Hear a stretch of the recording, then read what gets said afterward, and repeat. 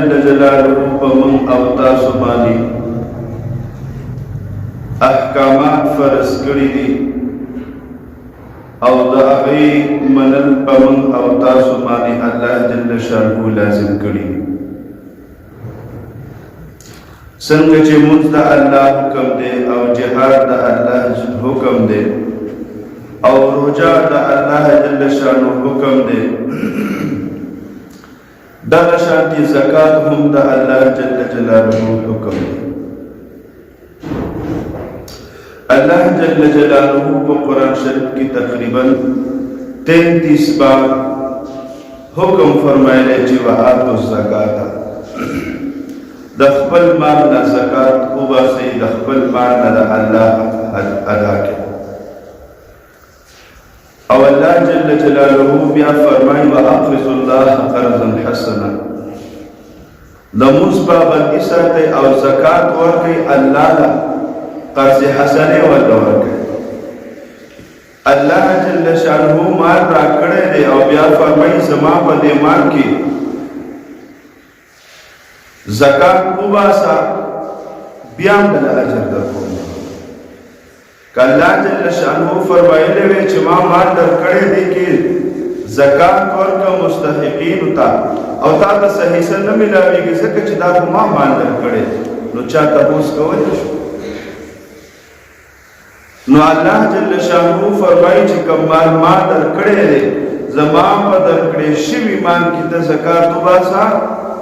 زبتا دا اجر در کما او کتا زکاة نو باسی او خرچ نکے زمان پدان کی وَلِلَّهِ مِيرَاثُ السَّمَاوَاتِ وَالْأَرْضِ پدی اسمکو پدی اسمانونو کی سرد اسمکو سرد اسمانونو اللہ فرمائی ردی میراث زیم دا مبہت پاکی کی. نو چکم سیستا سرا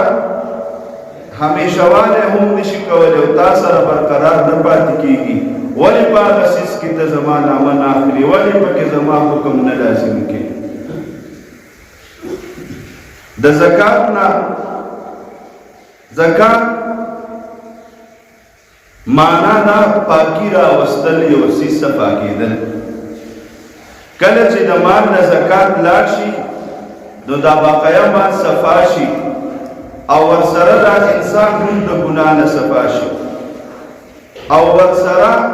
اللہ جل جلالہ دی زکاة استون کی لپا آخرت کی اجر هم ورکی قرض حسنے ویلی زبات اجر دا کم دا پما لازمی نو دیو جنا چی مال در سرده غنیمت اوگنا مخ کی دا فقر و دا غریبینا صحت در سرده غنیمت اوگڑ مخ کی دا بیمارینا زندگی در سرده غنیمت اوگڑ مخ کی دا مرگنا. دیو جنا صحابہ کرام رضی اللہ تعالیٰ عنہم جن نبی کریم صلی اللہ علیہ وسلم حکم میں وامر کو فوراً بے پہ عمل شروع کو فوراً ولوی اس مقلا اس مانشتا اس زندگیشتا اس چی دا چام واسو پاگا ساتھ پانے بے آوہ حکم خپل سر درسی. دیو جن زمان عزت بندو بل سے کہ اللہ جل جلالہ فرمائی یا ایوہ الذین آمنوا انفقوا من طیبات ما کسبتم کم چتا حلال رزق کٹے او حلال مال دے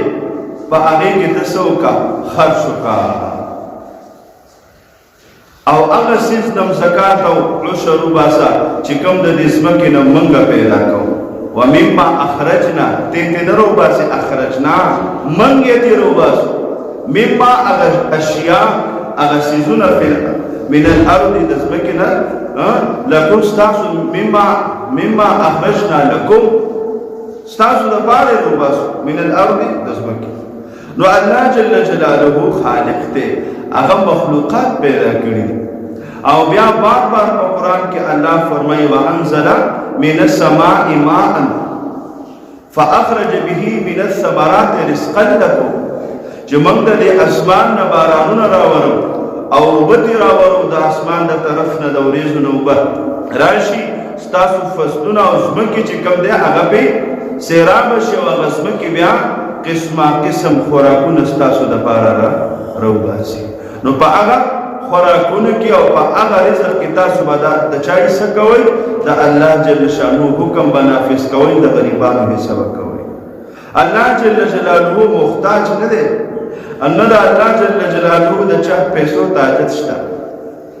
خدا زمونږ او ستاسو باندې حکم دی او د انسانانو حقوق دې سره سرته رسیږي او کم یو سیز کی څومره استعمالیږي الله جل جلاله هغه نور هم زیاتې کمیږي نه دا د الله جل جلاله وعده ده چې تاسو زکات وباسئ تاسو صدقه کوئ نو زبر ستاسو نه روان مصیبتونه ختموم او زبر د برکات چوم ستاسو فرزق کې رزق په د نور فراخ کم نور به هم زیات کم کتاسو ناشکری کوي ناشکری د الله حکم نه منل هم دي د الله حکم نه منل هم څه شي دي ناشکری ده چې الله فرمایي زما حکم پورا کوته یې زه نه منم زکات نه ورکوما ما سره دادی ما سره غدي رکیږي نه زکات نه وباسي دغه زکات ما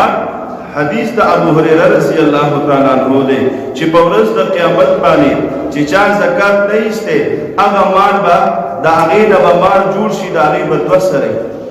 او د دې سټ نمبر اتاو شي او په دې دواړو جبانو کې به د مرۍ ونیسي او سټ به ونیسي چې زه ستا هغه مال چې په دنیا کې به زه نه خرچ کولم د الله په لار کې به نه لګولم نن به زه ستا سره هغه عمل کوم چې د هغې نه به ستا خلاصې مشکل وي ته به د دې نه خلاصې نو دې وجې نه زکات دا د غریبانو د مستحقینو حق دی دا د چا ملکیت نه دی